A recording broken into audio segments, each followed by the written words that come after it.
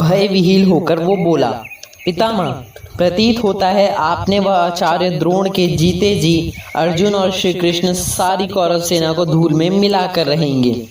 महारथी कर्ण ने, जो मुझसे स्नेह करता है, आपके कारण हथियार न उठाने का प्रण कर रखा है। जान पड़ता है मुझे निराशा का ही सामना करना होगा। आप मुझे किसी प्रकार उबार लें और कोई न कोई उपाय करके अर्जुन को मौत के मुंह में पहुंचा दें। इन कटु वचनों से भीष्म को बड़ा क्रोध हुआ और जोश में आकर भीष्म ने अर्जुन पर जोरों से हमला कर दिया। भीष्म और अर्जुन में ऐसा भयानक संग्राम हुआ कि आकाश में स्वयं देवता लोग उसे देखने के लिए आ इकट्ठा हुए। भीष्म और अर्जुन दोनों के रथों में सफेद घोड़े जुते हुए थे।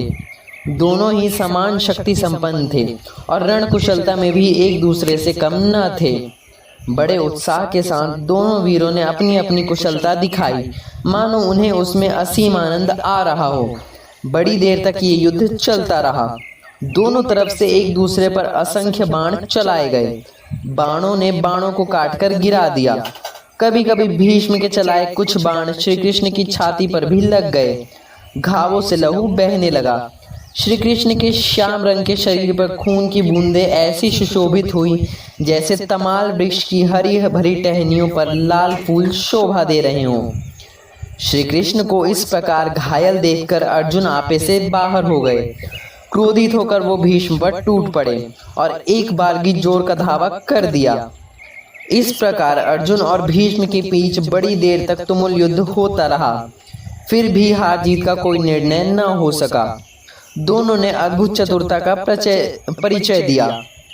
जब दोनों के रथ वेग से आकर एक दूसरे से टकराते थे, तब दूर से देखने वाला केवल ध्वजा देखकर ही पहचानते थे कि कौन सा रथ भीष्म का है और कौन सा अर्जुन का, वरना दोनों रथों में कोई अंतर ही दिखाई नहीं पड़ता था। ये चमत्कार देखकर मनुष्य तो मनुष्य, स्वयं देवता भी विस्मय में पड़ जाते थे। एक ओर यह अद्भुत युद्ध हो रहा था और दूसरी ओर द्रुपद राज के पुत्र धृष्टद्युम्न, जो द्रोणाचार्य के जन्म से ही बैरी थे, आचार्य के साथ भिड़े हुए थे।